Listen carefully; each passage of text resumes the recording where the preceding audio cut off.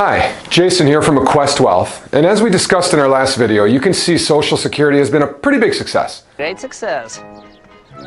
Let me give 3 examples in less than 15 seconds. It has reduced poverty amongst seniors in America from 40.5% to just under 9%.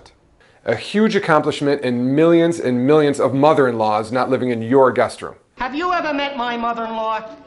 To date, it has collected $2.5 trillion, with a T, trillion dollars, more than it's paid out. If politicians would leave those funds alone, it would be the largest pool of funds anywhere in the world. What are the odds of that? What are the odds of that? Finally, I hear a lot about how Social Security is going broke.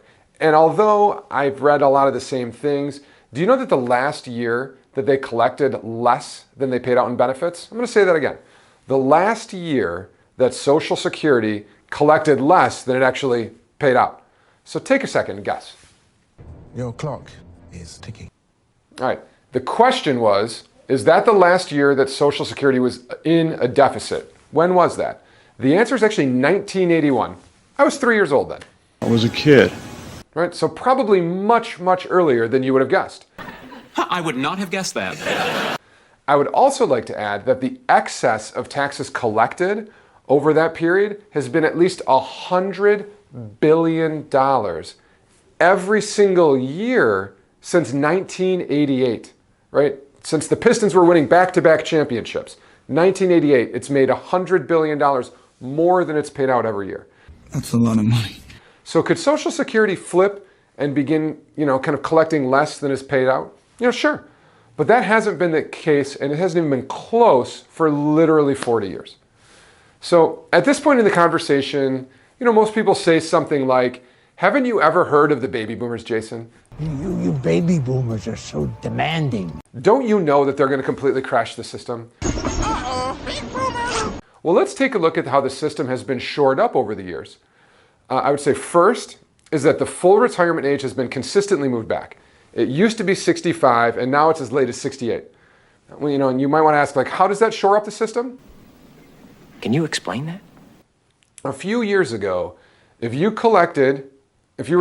retired at 65, you received your full benefit, right? Social Security reduces for 6% or so for each year that you take Social Security before your full retirement date. Again, it used to be 65, and now it's later.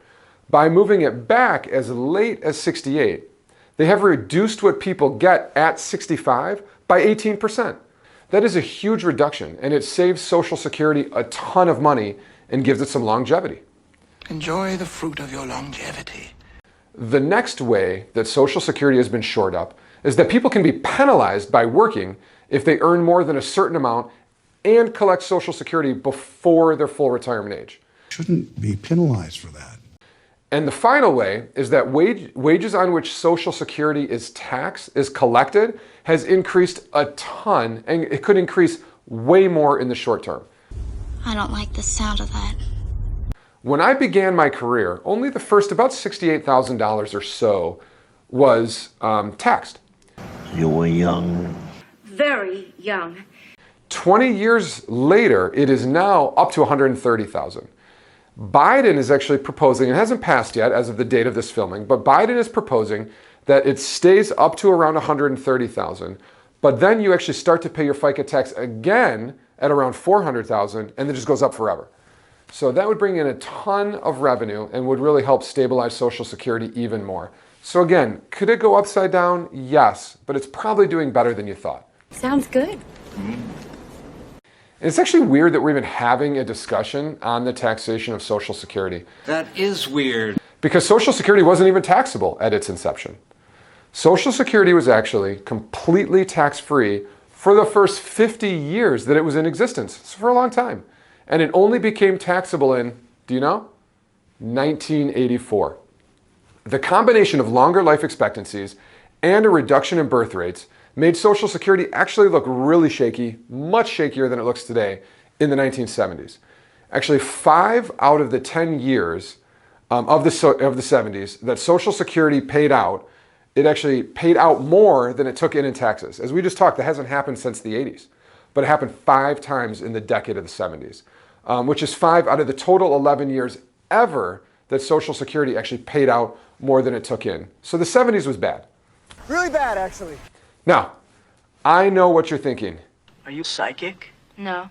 Hey, I thought we were going to learn strategies for making Social Security tax-free. And you're right. But I wanted to make sure that you know the facts about why we're even having this discussion on Social Security and how Social Security works so that these strategies can make sense as we move on to our next video. So, first things first, hit that like button and then watch our next video, the difference between a tax on your Social Security and a penalty on your Social Security.